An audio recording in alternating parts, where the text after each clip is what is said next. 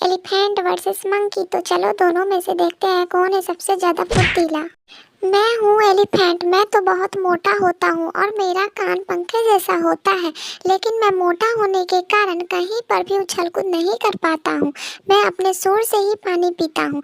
अगर जो लोग मुझे मानते हैं कृपया लाइक एंड सब्सक्राइब करें और कमेंट बॉक्स में एलिफेंट लिखकर जरूर भेजें। मैं हूँ मंकी। मैं तो बहुत पतला होता हूँ और मेरा पूंछ बहुत लंबा होता है। मेरा पतले होने का एक ही फायदा है, मैं कहीं पेड़ पर चढ़ जाता हूँ और उछल कूद कर पाता हूँ। मुझे ज़्यादा लोग बजरंगबली का रूप मानते हैं। अगर आप लोग भी बजरंगबली मुझे मानते हो तो कृपया लाइक एंड सब्सक्राइब करें और कमेंट बॉक्स में जय बजरंगबली जरूर लिखें।